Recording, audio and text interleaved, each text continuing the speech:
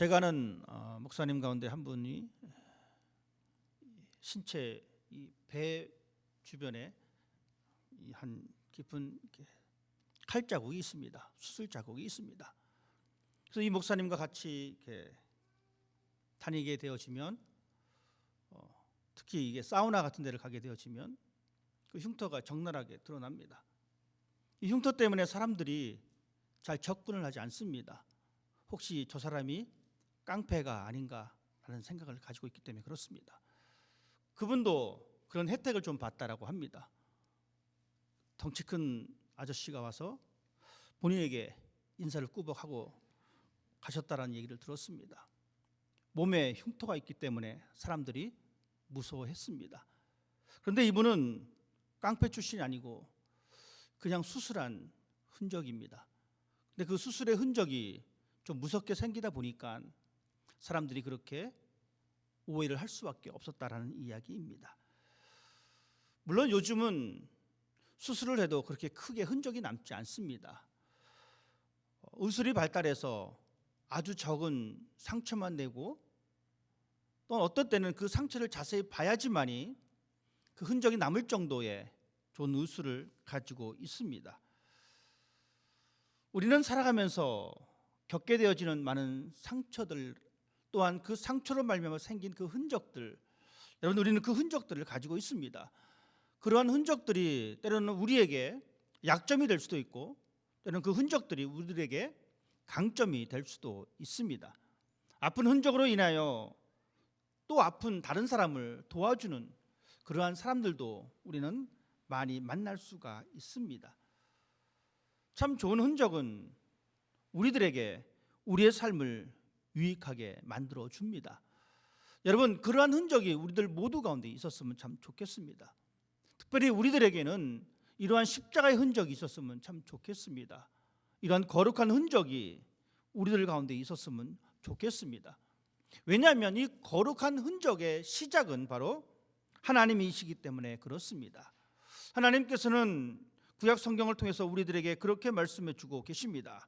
너희는 거룩하라 나 여호와 너희 하나님이 거룩함이니라. 하나님께서 거룩하시기에 우리들은 이 땅의 삶을 살면서 거룩함의 흔적을 가지고 있는 사람이 되어야 합니다. 왜냐하면 우리의 근원은 우리의 시작은 하나님께로부터 시작되었기 때문에 그렇습니다. 우리는 하나님의 형상대로 지음을 받았습니다. 그 하나님의 형상이 바로 하나님의 거룩하심이십니다. 여러분 우리는 이런 하나님의 형상대로 지음 받았기 때문에 우리가 하나님의 그 거룩한 흔적을 가지고 살아야 된다는 사실입니다. 거룩이라고 하는 이 말은 구별됨을 이야기합니다. 세상과 구별된 그 모습을 우리들에게 이야기해 주고 있습니다. 여러분 교회는 거룩하다라고 이야기합니다. 왜 그렇습니까? 교회는 세상과 구별되어져 있기 때문에 그렇습니다. 여러분 성도 또한 마찬가지입니다. 세상과 구별된 사람이라고 하는 이야기입니다. 즉 우리들 삶 가운데에 분리되어진 구별되어진 것이 분명히 있는데 그것은 바로 이 세상과 구별되어진 영역입니다. 성경은 이 거룩을 이야기할 때에 어떤 의미에서 이야기하냐면 하나님을 섬기기 위해서 따로 구별되어진 것이라는 의미로 사용되고 있습니다. 즉 하나님과 관계 속에서 구별되어진 그 상태, 이것이 바로 거룩입니다. 하나님과 가까워지면 가까워질수록 더욱더 구별된 그 모습을 하나님께서는 우리에게 말씀해 주고 있습니다. 하나님은 우리들에게 이 거룩하라라고 말씀하시면서 거룩할 수 있는 비결을 또한 우리들에게 이야기해 주고 있습니다. 레위기 19장은 우리에게 거룩함을 말씀하신 하나님께서 우리로 하여금 이 거룩함을 지킬 수 있는 그 구체적인 방법에 대해서 우리들에게 이야기해 주고 있습니다. 그것은 이렇게 표현해 주고 있습니다. 핏째 먹지 말지어다. 복수를 하지 말지어다. 술수를 행하지 말지어다. 하나님 앞에서 거룩한 삶을 살아내기 위해서는 무엇을 먹을 때 핏째 먹으면 안 되고 복수를 하면 안 되고 술수를 행하면 안 됩니다. 이 말의 뜻은 이렇습니다. 이 깊은 의미는 피채 먹지 말라는 이야기는 그 생명의 주인이 하나님이심을 기억하라는 이야기입니다. 여러분, 우리가 하나님 앞에서 거룩한 사람으로 거룩한 흔적을 갖기 위해서는 우리의 생명의 주인이 하나님이심을 먼저 기억하는 사람이 되어야 합니다. 그때 비로소 우리는 거룩으로 나아갈 수 있는 사람이 됩니다. 복수를 하지 않는 겁니다. 점치는 것을 말합니다. 술수를 행하지 않는 겁니다. 여러분, 이 모든 것들은 헛된 것을 바라보고 그 헛된 것을 기웃거리지 말고 참된 생명이신 살아계신 하나님만을 바라봐라라고 하는 이야기입니다. 사람들은 자신들의 앞날을 궁금해합니다. 그래서 복술가를 찾습니다. 점집을 찾아다닙니다. 그래서 자신의 앞날에 대해서 알고 싶어합니다. 특별히 그리스도인도 마찬가지입니다. 점집을 찾기에는 뭔가 찜찜하니까 누굴 찾냐면 대신 예언하는 사람을 찾습니다. 예언 기도하는 사람을 찾습니다. 여러분, 이것 또한 잘못된 신앙입니다. 우리의 미래를 그러한 것에 맡기는 것이 아니라 오직 우리에게 주신 이 하나님의 말씀으로 근거해서 우리의 삶을 살아내는 사람이 되어야 합니다. 하나님께서는 우리에게 모든 예언의 말씀을 다 주셨습니다. 그렇기 때문에 우리들은 오직 이 말씀을 근거로 해서 우리의 신앙을 만들어가는 사람이 되어야 합니다. 물론 우리의 기도에 하나님께서 침묵하실 때가 있습니다. 여러분, 그 침묵의 시간이 길면 길수록 우리는 답답해집니다. 때로는 우리의 믿음을 포기할 수도 있습니다. 하지만 분명한 것은 하나님께서 침묵하신다 할지라도 우리는 이미 주어진 이 성경 말씀을 통해서 우리의 믿음의 길을 걸어가는 것, 여러분, 이것이 바로 거룩함을 지키는 모습입니다. 거룩함을 유지하는 방법입니다. 사도 바울은 오늘 본문 말씀을 통해서 그렇게 말씀해주고 있습니다. 누구든지 나를 괴롭게 하지 말라. 내가 내 몸에 예수의 흔적을 지니고 있노라. 지난주 제가 여러분에게 이렇게 설교를 했습니다. 나에게 과연 예수의 흔적이 있는가? 예수의 흔적이 과연 무엇인가? 바울이 말하고 있는 이 예수의 흔적, 이것은 바로 거룩함의 흔적입니다. 우리는 거룩이라고 하는 이 거울 앞에 살아가는 사람이 되어야 합니다. 거울 앞에 비친 그 모습이 되어야 합니다. 거울의 이름이 바로 거룩입니다.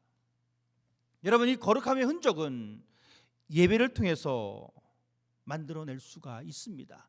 기도 생활을 통해서 우리는 이 거룩함의 흔적을 여러분 만들어낼 수가 있습니다.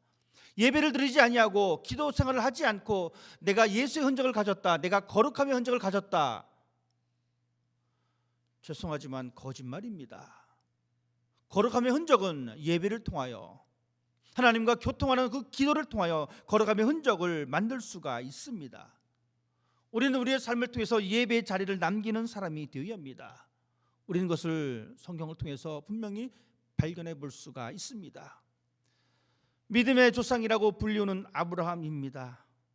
아브라함은 그의 자리를 옮길 때마다 하나님 앞에 제단을 쌓았습니다. 즉 그는 옮길 때마다 하나님 앞에 예배드리는 삶을 결단코 놓지 않았습니다. 여러분, 그러니 아브라함을 가리켜 믿음의 조상이라고 하는 그러한 말을 할 수가 있습니다. 하나님께서 아브라함을 선택하신 이후에 아브라함이 가나안 땅에 들어오게 되어집니다. 그의 고향 친척을 떠나서 가나안 땅에 들어와서 그는 먼저 무엇을 했냐면 하나님 앞에 제단을 쌓습니다. 즉 그는 그곳에서 하나님 앞에 예배를 드립니다. 그런데 보십시다. 가나안 땅에 있다가 다시 한번 아브라함은 애굽으로 들어가게 되어집니다. 즉 그의 처소가 다시 바뀌게 되었습니다. 그의 환경이 바뀌게 되었습니다. 애굽으로 내려간 이후에 그는 다시 한번 가나안 땅으로 들어오게 되어지는데 그때 역시 아브라함은 하나님 앞에 제단을 쌓게 되어집니다. 즉 그는 그의 삶의 가운데 예배의 삶을 놓지 않았음을 우리에게 보여주고 있습니다. 또한 그의 조카 롯과 또한 헤어짐의 사건을 겪게 됩니다. 토지 소산이 많아서 헤어지게 되어지는데 그는 롯과 이별한 이후에 헤브론으로 옮기게 됩니다. 그리고 그는 역시 그곳에서 하나님 앞에 제단을 쌓습니다. 하나님께서 그를 믿음의 사람으로 보신 이유가 바로 여기에 있습니다. 그는 가는 곳마다 예배의 자리를 남긴 사람입니다.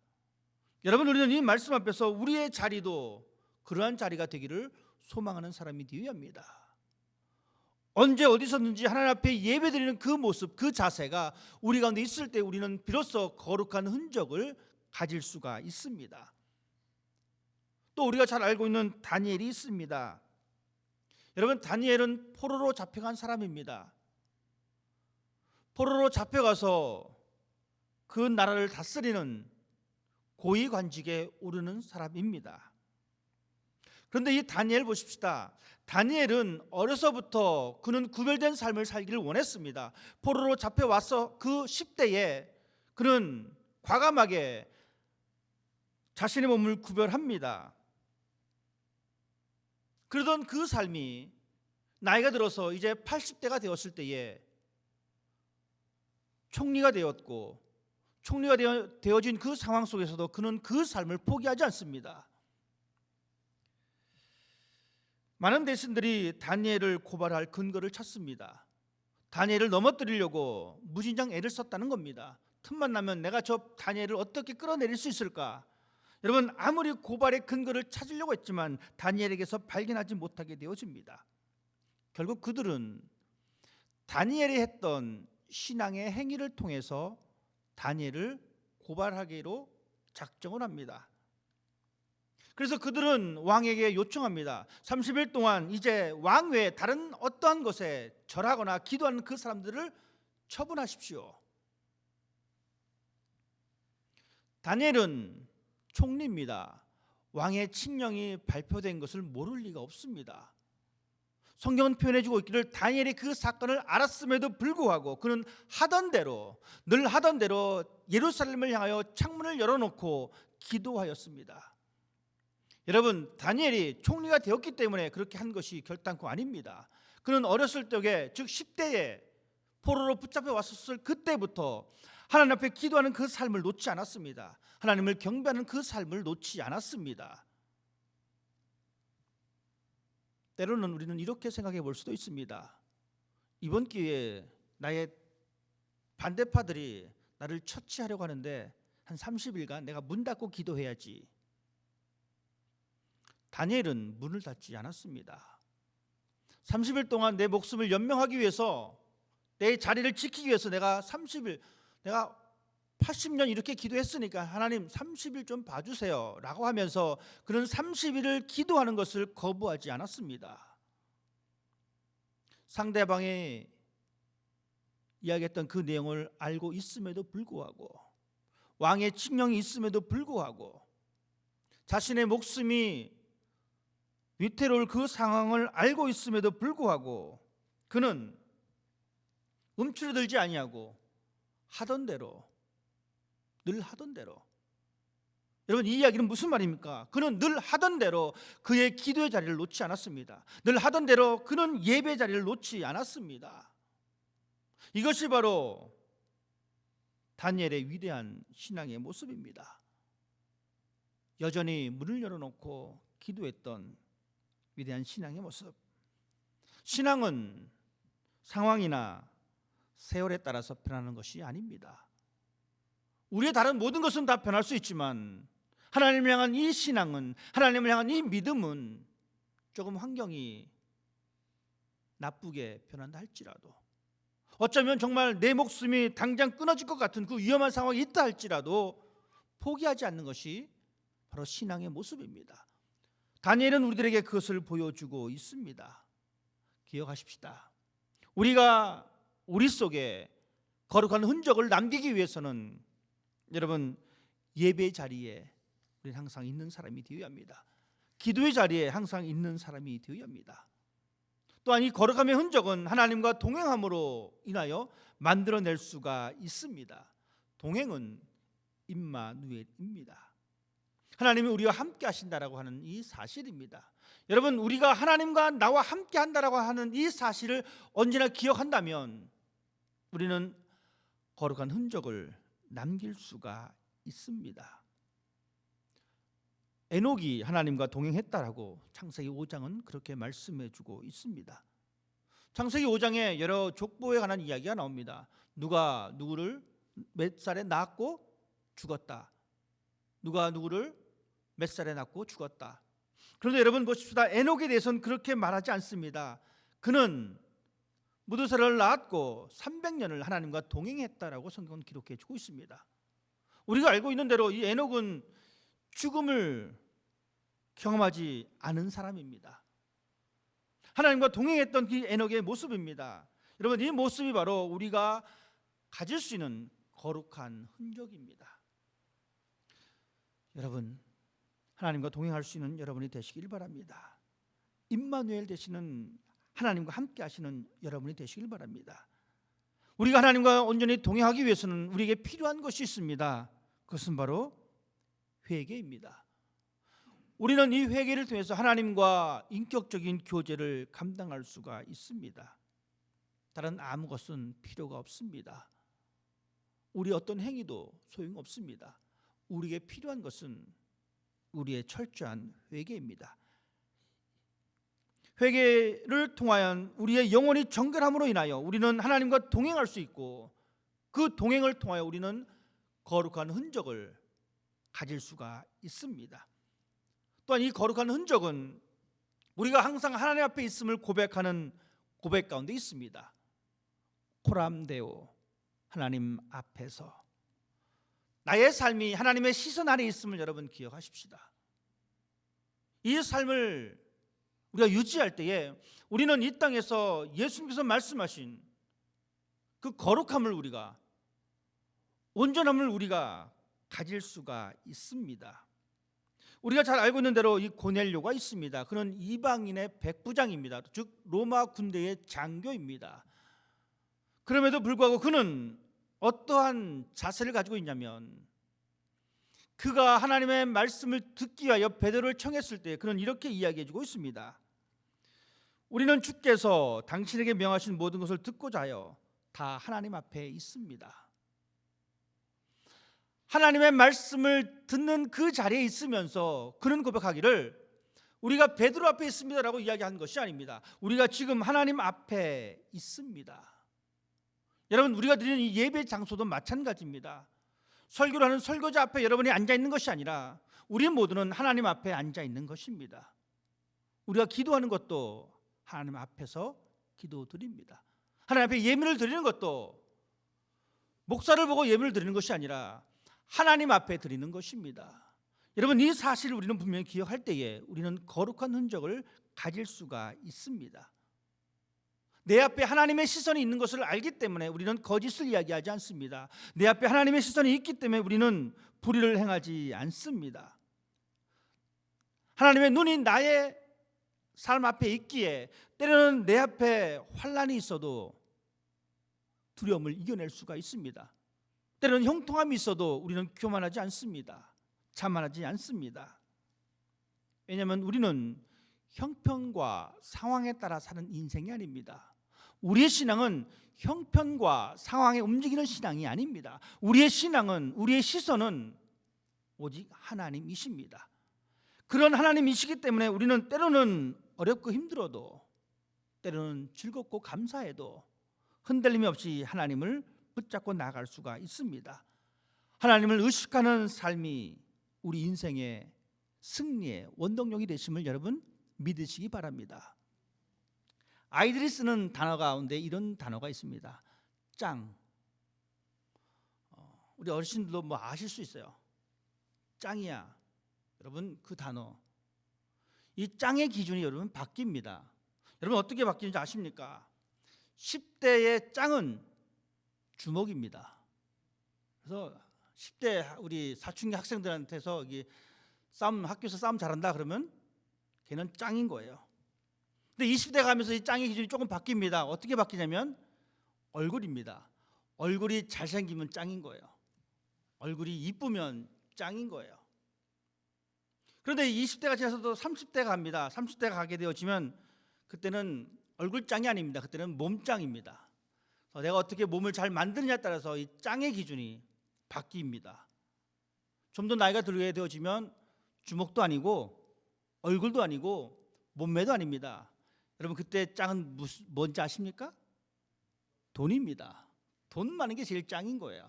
그래서 돈이 많으면 주먹도 쓸 수도 있고 내 얼굴도 뭐 뜯어 고칠 수도 있고 40, 50대가 되어서 돈이 짱인 줄 알고 삽니다. 그 짱의 기준이 바뀝니다. 한 가지 더 있습니다. 10대, 20대, 30대, 40대의 짱을 다 아우르는 궁극의 짱이 있습니다. 그것은 바로 신앙입니다. 믿음입니다. 여러분 이 신앙이 우리의 짱이 되어야 합니다. 그래서 그것이 우리의 삶의 승리의 원동력이 되어야 합니다. 그렇기 위해서는 우리는 하나님의 그 거룩한 흔적을 가지고 있는 사람이 되어야 합니다. 이 흔적이 우리 가운데 있을 때에 우리는 모든 것을 이길 수가 있습니다. 바울은 우리들에게 그렇게 이야기해 주고 있습니다. 내 몸에 예수의 흔적을 지니고 있습니다.